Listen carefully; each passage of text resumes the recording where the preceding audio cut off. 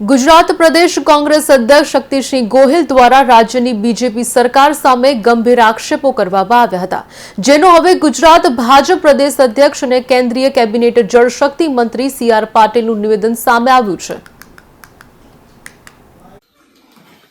કોંગ્રેસના ગુજરાતના પ્રદેશ અધ્યક્ષ રાજ્યસભાના સદસ્ય શ્રી શક્તિસિંહજી ગોહિલ એમણે આજે એક પ્રેસ કરીને ગુજરાતના અને દેશના લોકોને ગેરમાર્ગે દોરવા માટેનો નિષ્ફળ પ્રયત્ન કર્યો છે.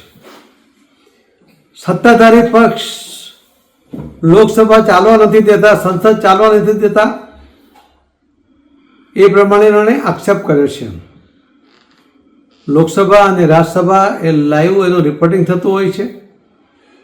આ દેશના તમામ લોકો એમણે એને લાઈવ પ્રદર્શન જોયું છે કે કોંગ્રેસે અધ્યક્ષના ડાયસ ઉપર ચડીને પણ જે રીતે વાંદરવેળા કર્યા હતા એ પણ લોકોએ જોયા છે. અને જે રીતે સંસદને નહીં ચાલે એના માટેના અલગ અલગ એમણે જે નુસ્ખાઓ કર્યા એની પાછળનું કારણ પણ સ્વયંભૂ આમાંથી પ્રદર્શિત થઈ રહ્યું છે. હરિયાણા અને મહારાષ્ટ્ર આ બંનેની કારમી હાર પછી કોંગ્રેસના નેતાઓ એમના કાર્યકર્તાને પણ જવાબ આપી શકતા નથી. એમના નેતૃત્વની સામે પ્રશ્ન આવીને ઊભા થયા છે. એમના અસ્તિત્વનો સવાલ આવી ગયો છે. અને એટલા જ માટે પોતાના તરફ લોકોનું ધ્યાન ન જાય, એમની હાર તરફ એમના જ કાર્યકર્તાઓનું ધ્યાન ન જાય, તે માટે આવા નિવેદનો કરીને લોકોને ગેરમાર્ગે દોરવા માટેનો પ્રયત્ન એમણે કર્યો છે. હું ચોક્કસપણે એમના પ્રયત્નને વખોડી કાઢું છું અને સાથે એમને વિનંતી પણ કરું છું કે લોક ઉપયોગી કામ કરો. સંસદમાં દરેક જણને બોલવાની છૂટ મળે છે. તમે લોકહિતની વાતો ત્યાં કરો, સંસદને ચાલવા દો. દરેક સાંસદ જે પ્રશ્નોત્તરી કરે છે એમાં એને પોતપોતાના વિસ્તારના અને દેશના અનેક પ્રશ્નો અને સમસ્યાઓને ઉજાગર કરવાનો પ્રયત્ન કરતા હોય છે, સરકારને જાગૃત કરવાનો પ્રયત્ન કરતા હોય છે. આખા સેશનમાં એક પણ દિવસ પ્રશ્નોત્તરી એમણે ચાલવા નથી દીધી.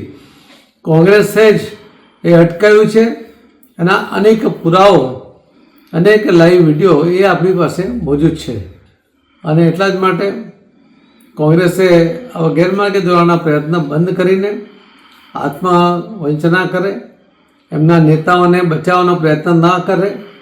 લોકોની નજરમાં એમનું શું મહત્ત્વ છે, લોકોના મનમાં એમના માટે કયા પ્રકારનો ભાવ છે, એમને સત્તા સોંપવી કે કેમ, એ માટેનો સ્પષ્ટ અભિપ્રાય એ એમણે હરિયાણા અને મહારાષ્ટ્રમાં પણ આપ્યો છે. ત્યારે પોતાની પાર્ટીની અંદર જ આ વિષયો મૂકીને એમણે એની પર વિચાર કરવો જોઈએ.